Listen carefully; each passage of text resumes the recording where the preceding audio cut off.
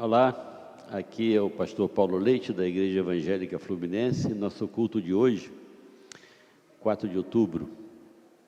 Alegria em ter você conosco. Nosso desejo de que esse culto seja a bênção de Deus na tua vida. Eu quero ler 1 Timóteo, capítulo 6, verso 11. 1 Timóteo 6, 11. Tu, porém, ó homem de Deus, foge dessas coisas. Antes segue a justiça, a piedade, a fé, o amor, a constância, a mansidão. Combate o bom combate da fé.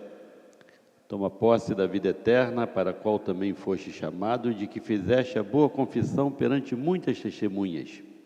Exorto-te perante Deus, que preserva a vida de todas as coisas, e perante Cristo Jesus, que diante de Pôncio Pilatos fez a boa confissão, que guardes o mandato imaculado, irrepreensível, até a manifestação de nosso Senhor Jesus Cristo, a qual em suas épocas determinadas há de ser revelada pelo bendito e único soberano, Rei dos reis e Senhor dos senhores, o único, que possui imortalidade, que habita em luz inacessível, a quem homem algum jamais viu, nem é capaz de ver, a ele honra e poder eterno.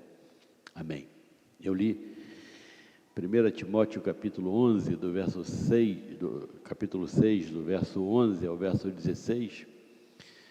Quero chamar a atenção para você, Paulo dizendo a Timóteo: tu, porém, ó homem de Deus.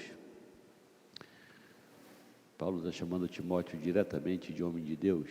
E como na sexta-feira passada, dia 2, nós comemoramos o dia do pastor congregacional, eu quero ver o que Paulo diz a respeito disso. Mas antes, vamos ter um momento com o louvor da Igreja Evangélica Fluminense.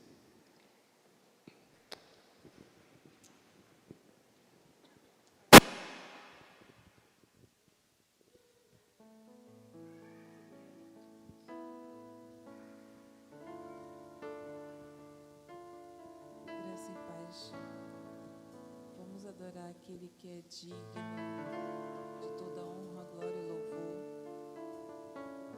que merece toda a nossa adoração, aquele que nos resgatou e que tem nos conduzido com mão forte até aqui, porque se nós estamos de pé, é a sua misericórdia que não permite que nós sejamos consumidos.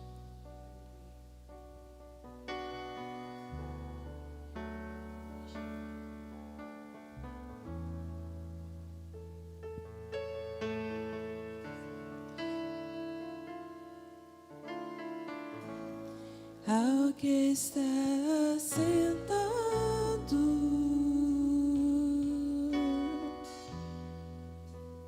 no trono,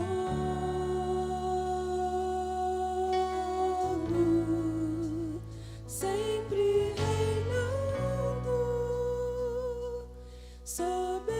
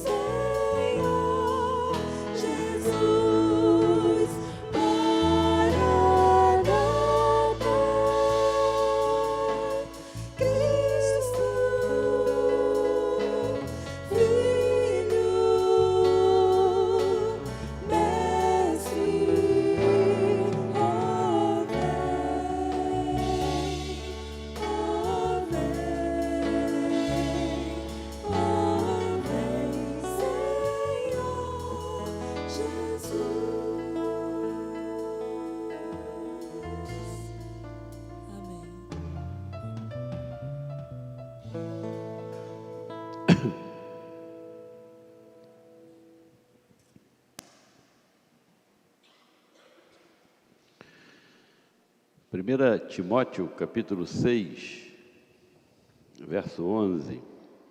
Tu, porém, ó homem de Deus, Paulo vai dar conselhos a Timóteo e a nós.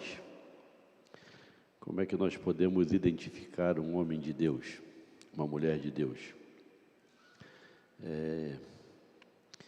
Na sexta-feira passada, os congregacionais comemoraram o dia do pastor congregacional, porque nesse dia, 2 de outubro de 1863, o doutor Calley foi oficialmente reconhecido como pastor pelo Império, e aí tomou posse oficial no pastorado da Igreja Fluminense. Ele já era pastor. Os batistas comemoram em junho, no dia 8 de junho, e os presbiterianos comemoram no dia 17 de dezembro, porque no dia 17 de dezembro de 1865, um ex-padre chamado José Manuel da Conceição foi o primeiro brasileiro ordenado pastor. Então, nesse dia, os presbiterianos comemoram o dia do pastor presbiteriano. Nós comemoramos 2 de outubro, foi sexta-feira passada. E aí, esse texto de 1 Timóteo 6,11, onde Paulo diz a Timóteo o que um homem de Deus deve fazer, o que um homem de Deus não deve fazer. Paulo vem falando no capítulo 6 da sua primeira carta a Timóteo, dos falsos mestres e dos perigos das riquezas. Ele fala aí a partir do verso 3, capítulo 6, verso 3, dos falsos mestres e dos perigos das riquezas. Ele diz, Paulo, que os falsos mestres, os falsos pastores, os falsos homens de Deus daquela época eram e são hoje dominados pela cobiça, escravos da ganância. E eles esqueciam, como esquecem hoje, que a riqueza não dura para sempre. Tem aí no capítulo 6, versos 6 e 7. De fato, Paulo diz, grande fonte de lucro é a piedade com contentamento, porque nada temos trazido para o mundo, nem coisa alguma podemos levar dele. O primeiro bilionário do mundo em dólar, o John Rockefeller, morreu. E no enterro perguntaram para o contador dele quanto é que ele deixou. O contador falou tudo, não levou um níquel. Quanto é que ele deixou? Tudo. O primeiro bilionário. A primeira coisa que Paulo diz a Timóteo é que os falsos mestres são dominados pela riqueza, pela cobiça, pela ganância, Então você vê aí na televisão gente de dinheiro, pedindo dinheiro, falando de dinheiro. Meu Deus. Um tempo atrás, olha, 2009, pega o 9, vem para trás, 900, dê uma oferta de 900, você vai ver que Deus vai te abençoar. Isso é o quê? Isso é o quê? Isso é evangelho? Nem no inferno isso é evangelho. Repara, há pessoas no púlpito que falam mais de dinheiro que de Jesus. Eu disse isso uma vez para uma pessoa, mas tem que ser assim mesmo, Paulo Leite, porque Jesus falou mais de dinheiro que de salvação. Ah, meu Deus do céu. Então, a primeira coisa do falso mestre é esse apego ao dinheiro. Paulo Leite, mas sem dinheiro ninguém vive. É verdade, eu sei disso.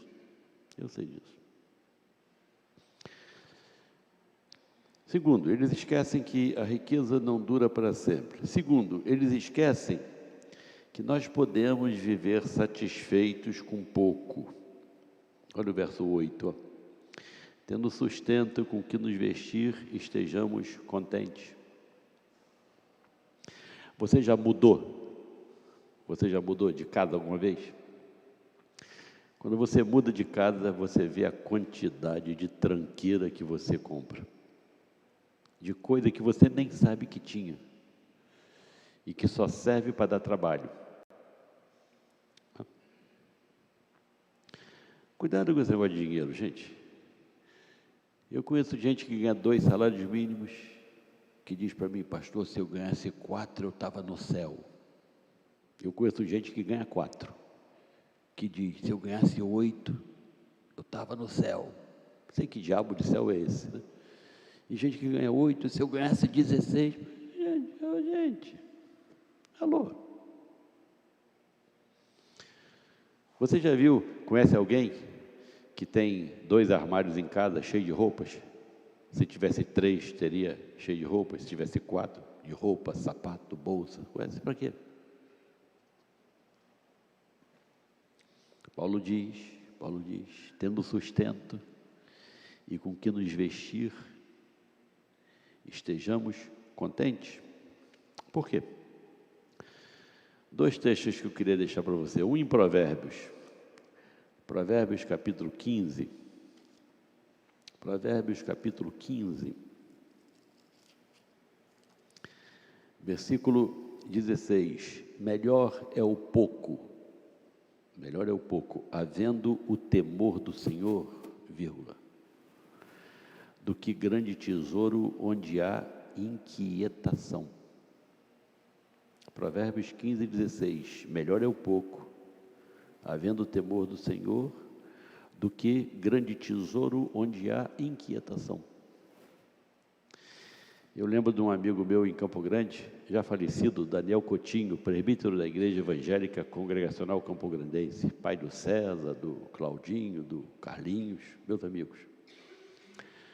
Daniel dizia para nós: Paulo Leite, eu fui criado no interior do Espírito Santo. Papai era lavrador, tínhamos 10 irmãos, um monte de filhos, uma renca de filhos. A nossa casa era um cômodo só, era tudo: cozinha, quarto, sala, jardim de inverno, primavera. De inverno sim, porque fazia muito frio, né? A cozinha, no meio, não era piso, era chão mesmo de terra, que mamãe mantinha limpa. Papai fez um buraco e ali era a lareira, era o fogo, era o fogão, botou uns negócios assim, e a mamãe fazia a comida ali, tá? Papai e nós trabalhávamos na lavoura, desde que o sol amanhecia, até que o sol ia embora. Aí vínhamos para casa, tomávamos banho no rio, e aí vinha para casa para jantar, para dormir. Aí tinha uma lamparina, papai pegava uma Bíblia velha encebada e lia a Bíblia para nós, contava a história da Bíblia para nós. Paulo Leite, nunca fui tão feliz na minha vida. Birutice, pobre, é verdade. Aqui, Provérbios está dizendo: melhor é o pouco, havendo o temor do Senhor, do que o muito, onde tem inquietação. Eu prometi 2 textos, né?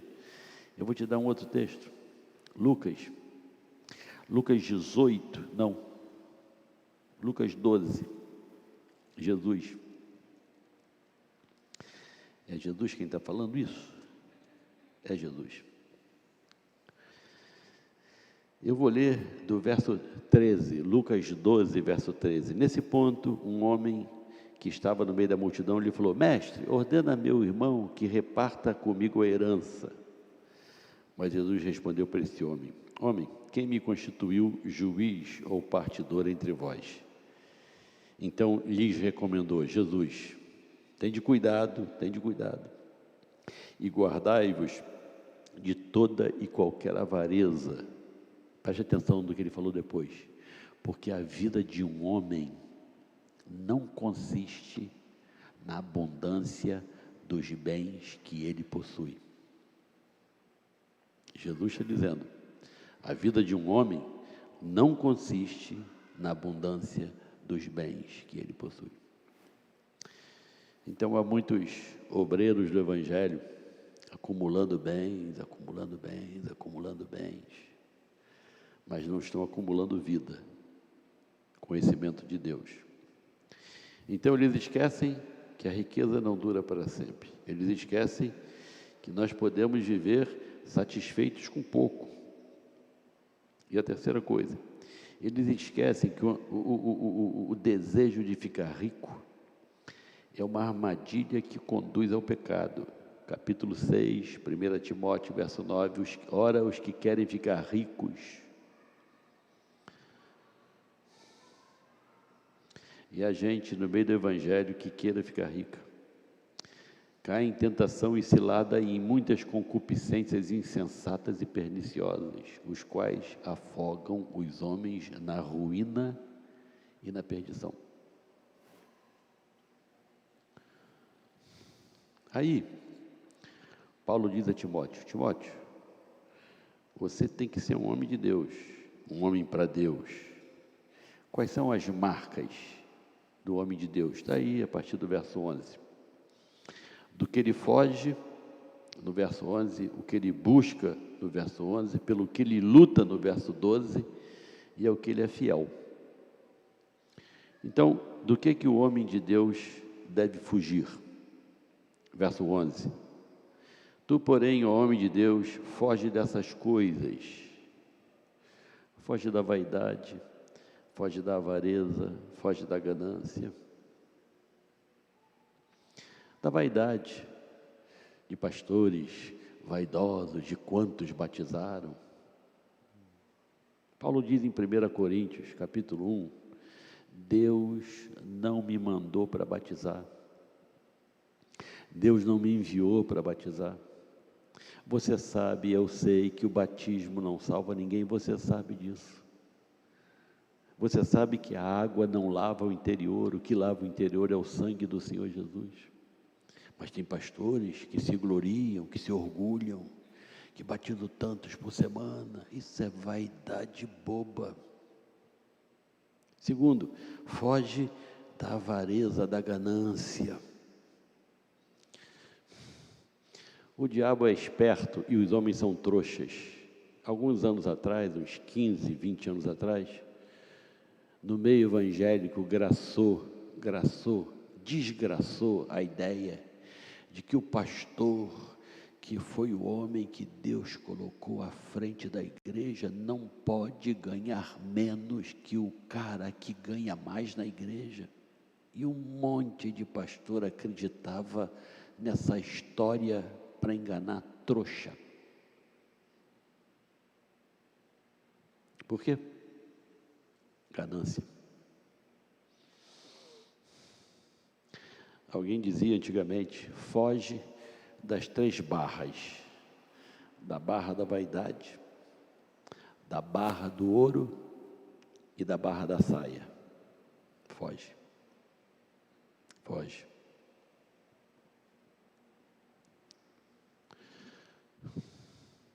Olha, e você vê isso aí no rádio, na televisão, você vê isso aí. Olha, eu ouvi, você que vive de aluguel, eu quero fazer um desafio para você diante de Deus. Vamos ver qual é o desafio. Você paga 12 aluguéis por ano, pague 13, pegue o 13º aluguel e dê de oferta. Você vai ver o que Deus vai te fazer. Meu Deus do céu, gente, onde é que isso está na Bíblia?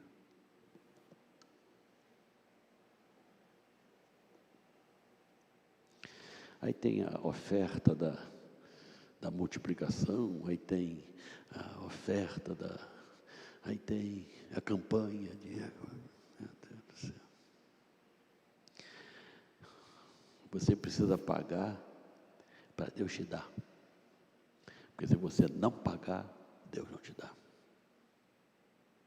A Bíblia ensina isso.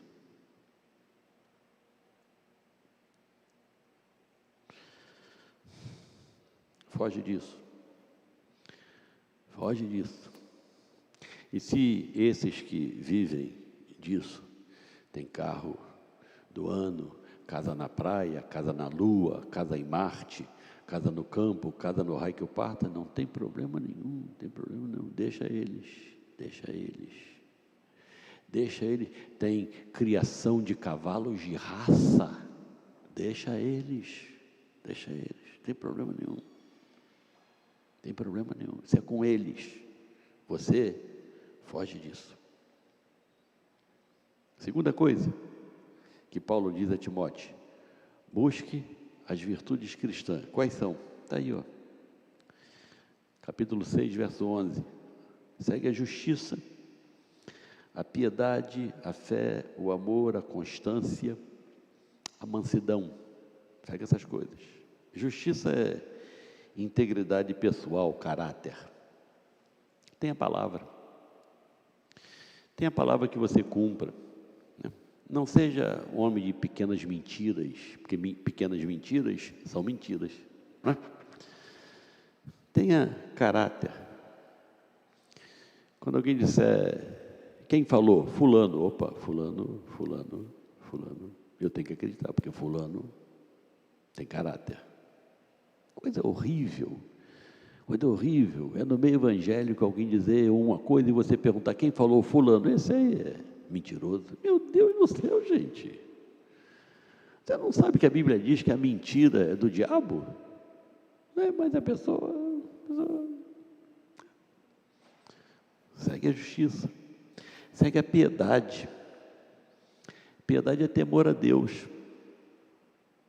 E olha o que Paulo diz na segunda carta dele, na segunda carta a Timóteo, no capítulo 3, 2 Timóteo capítulo 3, verso 14. Tu, porém, para Timóteo, permanece naquilo que aprendeste, de que foste inteirado, sabendo de quem você aprendeu. Desde a infância, saiba as sagradas letras que podem tornar-te sério. Mas não é isso que eu quero dizer. Não é Timóteo, é Filipenses. Estou ficando caduco. Filipenses capítulo 3, verso 17. Irmãos, sede imitadores meus e observai os que andam segundo o modelo que tendes em nós. Paulo diz, olha para mim. Paulo, para falar isso, ou é um cara vaidoso, não era. Ou então Paulo diz, compara a vida deles com a minha. Compara. Repare a vida deles e a minha, Paulo diz. Pois muitos andam entre nós, muitos, dos quais repetidas vezes eu vos dizia, e agora vos digo até chorando, que são inimigos da cruz de Cristo. Meu Deus, andam entre nós, líderes, obreiros, e são inimigos da cruz de Cristo. Por quê? Paulo diz no versículo 19, o destino deles muitos, é a perdição, porque o Deus deles é o ventre. Estão no Evangelho para extorquir. Você não acha estranho que no Brasil nós tenhamos mais de 80 mil denominações evangélicas? Você não acha estranho? Que cada qual quer montar o seu negócio? Você não acha estranho? Rita Lee, numa entrevista na televisão, alguns anos atrás, disse, eu estou meio dura, acho que vou montar uma igreja evangélica. Isso é uma vergonha para nós, gente, não é? Por que ela falou isso? E a gente tem que dar razão a ela. Por quê? Porque o que tem de balcão de negócios com nome de igreja evangélica, onde pode faltar tudo, só não falta a oferta, o ofertório, onde você vai fazer um desafio a Deus, onde você vai mostrar a tua fé. Ah, meu Deus do céu. Olha o que Paulo diz, Paulo que está dizendo isso, Filipenses 3. O destino deles é perdição, o Deus deles é o ventre, a glória deles está na sua infâmia, visto que só se preocupam com as coisas terrenas. Aí você tem evangélicos na política presos, alguns candidatando-se a cargos públicos dizendo que vão defender a família, casados por 3 ou 4 vezes. Qual família?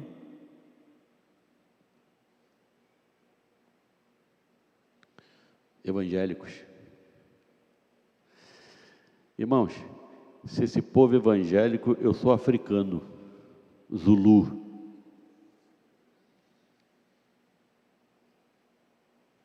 Paulo diz, segue a piedade, Timóteo. Piedade é temor a Deus. É você, aquilo que Bete Carvalho cantava, maior é Deus, pequeno sou eu. O que eu tenho foi Deus que me deu, o que eu dou é o que eu tenho, foi Deus que me deu. Deus é maior. E vai pedir contas de cada um de nós. Paulo diz, segue a fé. Aqui, ó.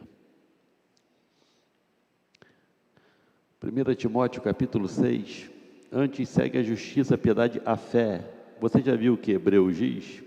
Hebreus capítulo 13, versículo 7. Lembrai-vos dos vossos guias, dos vossos pastores, os quais vos pregaram a palavra de Deus, considerando atentamente o fim da sua vida, imitai a fé que tiveram.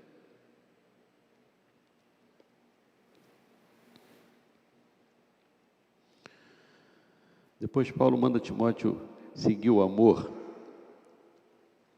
O amor faz você se sacrificar pelos outros, não faz você explorar os outros. A constância é você perseverar frente às adversidades. A constância. Mesmo com dificuldades, você persevera, você é constante. E por fim, Paulo diz, a mansidão, a serenidade. Não é ser trouxa, é você manter o teu poder sob controle. Marcas de um homem de Deus. Depois, Paulo diz a Timóteo, Timóteo, pelo que é que um homem de Deus luta? Verso 12, combate o bom combate na fé. A palavra aqui, combate aqui, deu o verbo agonizar no português. É a mesma palavra usada para soldados, para atletas. Soldados, atletas, agonizam. Aquele Oscar Schmidt diz que jogou a bola na rede mais de 1 milhão de vezes, treinando. Um tenista americano diz que saque mais de 1 milhão de vezes. Já pensou? 1 milhão? Pá, pá. O pai comprou uma máquina que jogava a bola para ele tinha que rebater de direita, de esquerda, em cima, embaixo. Você agoniza se você não tem um chamado para isso. Soldado. Meu primo foi paraquedista. Saiu daqui de Diodoro uma vez, com fuzil, coturno, aparelho de rádio, e andou até depois de Xerém. Não é muito, Paulete? Não, desce ali, Diodoro, desce ali a Avenida Brasil, até Rio Petrópolis, 10 quilômetros talvez, pega a esquerda, anda aí uns, quantos? 20, 30 quilômetros, depois chega em Xerém e entra na mata. Saíram daqui depois do almoço, chegaram lá de madrugada. Falei, mas por quê? Não é tão longe assim, eu, cínico, né? Ele disse, Paulete, depois de 5 quilômetros, o coturno, que pesa 1 quilo, está pesando 10. O fuzil, que pesa 2 quilos, está pesando 20. O aparelho miserável do rádio, que pesa não sei quanto, está pesando 10 vezes mais. Chegou lá, o sargento falou, 15 minutos para dormir, 15 minutos. Acordou 15 minutos, metade é polícia, metade é bandido. O bandido pode fugir, vou dar 15 minutos para a polícia ir atrás. Se cada polícia não trouxer um bandido, vai preso. E cada bandido que for preso, vai preso de novo. Meu Deus, é a palavra agonizar.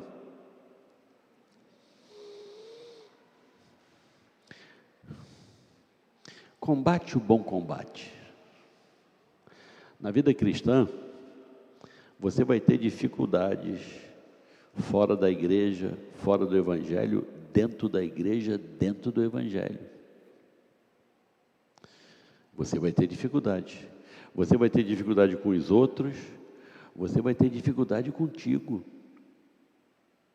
Às vezes, você é gente que não gosta que ninguém fique em cima de você. Deus vai colocar alguém em cima de você. Você não gosta de obedecer. Deus vai colocar alguém para te mandar. Ou você briga com todo mundo que Deus botou no teu caminho, ou você se submete ao que Deus tem para você. E a princípio, o que Deus tem para você, você não gosta, por causa do teu pecado. Combate o bom combate da fé. E aqui é imperativo presente.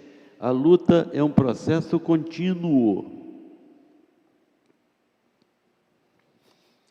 Depois, ao que ele é fiel, o homem de Deus? Verso 13. Exorto-te perante Deus, que preserva a vida de todas as coisas, o Deus da providência, o Deus que provê todas as coisas que você precisa. Paulo não diz isso em Filipenses? E o meu Deus, segundo a sua riqueza em graça, há de suprir cada uma das vossas necessidades. É que a gente confunde necessidade com desejo. Eu sei, eu também quero muita coisa, né? Mas Deus não promete suprir cada um dos teus desejos, ainda mais se você foi criado de uma forma mal criada, né? Se você é mimado, se você é mimada, se você Mas Deus promete suprir cada uma das tuas necessidades. Conjuro-te perante Deus e perante o Senhor Jesus, que fez diante de Pilatos a boa confissão. Ele está se referindo àquele texto de João 18, eu gosto muito daquele texto. Você conhece, lembra? Jesus está diante de Pilatos. Pilatos está achando que era o... Coitado. Aqui. Versículo 33, João 18. Tornou Pilatos a entrar no pretório e chamou Jesus: és tu o rei dos judeus? Jesus disse: vem de ti mesmo, mandaram você fazer essa pergunta. Pilatos: escuta, a tua gente é que te entregou a mim, o que você fez? Respondeu Jesus: o meu reino não é desse mundo. O nosso reino não é desse mundo, né, gente? Onde é que estão os teus objetivos? Aqui. Você luta por coisas daqui? É isso aqui, vamos ficar aqui. O meu reino não é desse mundo. Os meus ministros, se fosse, os meus ministros se empenhariam por mim para que não fosse eu entregue aos judeus, mas agora o meu reino é daqui. Logo tu és rei, disse Pilatos. Tu dizes que sou rei. Eu para isso nasci e para isso vim ao mundo. Para quê que ele veio ao mundo, Jesus? A fim de dar testemunho da verdade. Olha o que ele diz, João 18, 37. Todo aquele que é da verdade ouve a minha voz. Meu Deus. Todo aquele que é da verdade, nem todo mundo é da verdade. Se não é da verdade, é da mentira. Tem gente que cria um mundo assim, irreal, ilusório, né? E desfila nesse mundo. Isso é um problema mental. Precisa de médico, psiquiatra, psicológico, né? Psicólogo. Precisa. Eu não sou maluco, pastor, para ir em psiquiatra. Não é todo mundo que é maluco que vai psiquiatra. É gente que precisa, porque o cérebro não está funcionando direito. Jesus diz: todo aquele que é da verdade ouve a minha voz. Ele está dizendo que a verdade conquista. que a verdade é dona de algumas pessoas. Pilatos não era da verdade. Pilatos achava que era o coitado.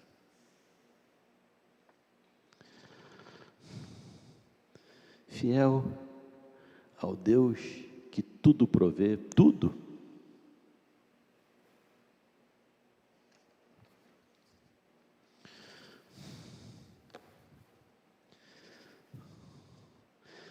Quando eu nasci, meu pai era desempregado.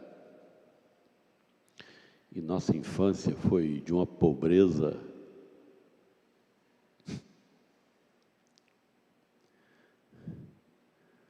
Nós éramos 3 irmãos, somos ainda, né? 3 irmãos. Meu pai e minha mãe já morreram. Minha irmã mais velha, eu e meu irmão mais novo que eu. Minha mãe contava que uma vez lá em casa a pobreza era tanta que tinha um ovo só. E ela fez uma fritada com um ovo para dividir para 3 crianças pobres. Você sabe que criança pobre tem uma fome dos infernos, né? A minha luta hoje é com excesso de peso. Que coisa. Por quê? Porque eu sou inteligente. Não. Por causa do Deus da providência. O Deus da providência.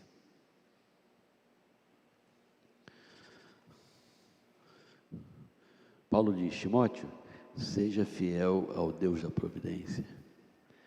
Seja fiel a Jesus, que diante de Pilatos fez a boa confissão. E por último, Paulo diz: viva, Timóteo, viva. Mantenha-se fiel até a volta do Senhor Jesus, que guardes o mandato imaculado, verso 14, irrepreensível até a manifestação do nosso Senhor Jesus, o qual, em suas épocas determinadas, há de ser revelado. Fidelidade é uma relação que existe entre o que você é, o que você diz, o que você faz, o que você não faz e aquele a quem você serve. Fidelidade é uma relação entre o que você é, o que você diz, o que você faz e o que você não faz e aquele a quem você serve. Timóteo, seja fiel a Ele. Seja fiel a Ele, porque Ele vai voltar. Timóteo, não basta começar bem o ministério, é preciso terminar bem o ministério. E aí, você precisa se mexer nessa direção que eu estou te orientando.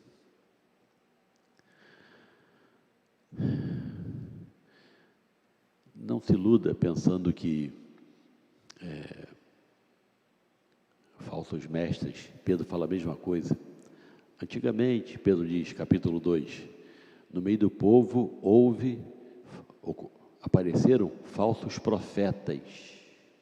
Hoje, Pedro diz, no meio da igreja, vão aparecer falsos mestres, vão fazer comércio de voz.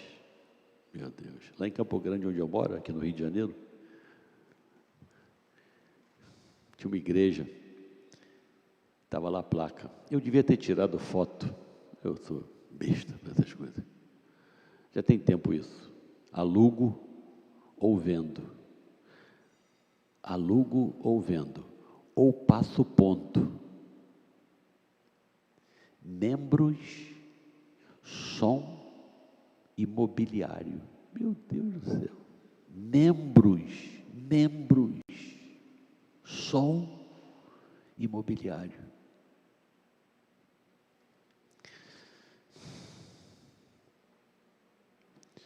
Rua Campo Grande, Rua Viúva Dantas, dobrou, desceu no calçadão, a primeira esquerda, Viúva Dantas. Tem uma loja, tem um corredor assim, lá em cima. Não está mais não. Já deve ter passado o ponto. Com o som e com os membros. Pedro diz, farão comércio de vós. Deus ainda está procurando quem queira ser nas mãos dele com alegria usado. Tomara que te ache. Deus te abençoe. Vamos ouvir os irmãos de louvor da nossa igreja fluminense.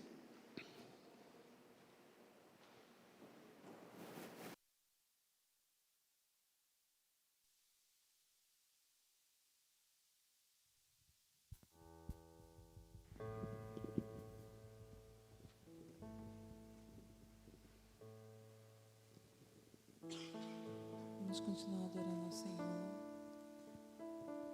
consagrar toda a nossa vida a Ele e ter os nossos olhos postos só nele.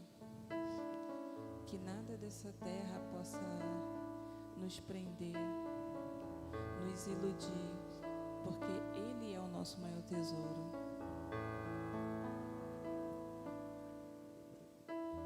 Ao Rei dos Reis consagro tudo o que sou, de gratos louvores transborda o meu coração. A minha vida eu entrego nas tuas mãos, meu Senhor, pra te exaltar com todo o meu amor. Eu te louvarei conforme a tua justiça e cantarei louvores, pois tu és altíssimo. Celebrarei a ti, ó Deus, com meu viver. Cantarei, contarei as tuas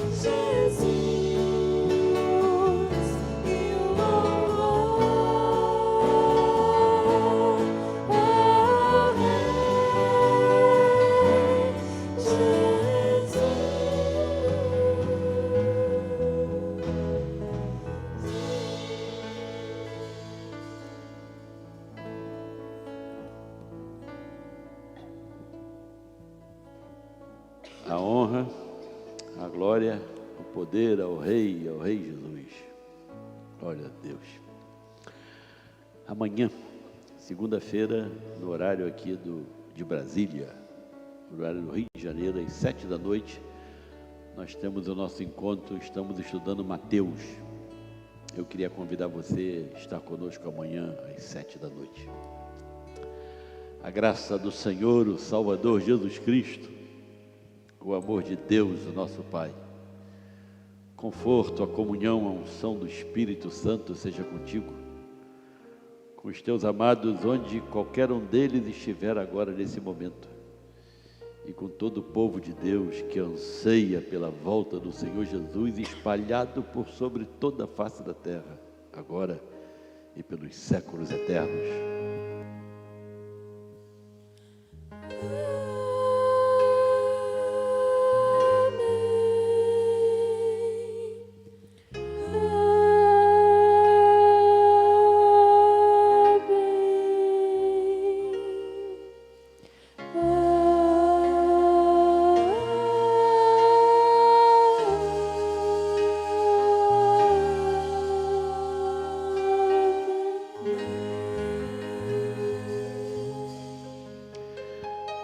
Deus te abençoe.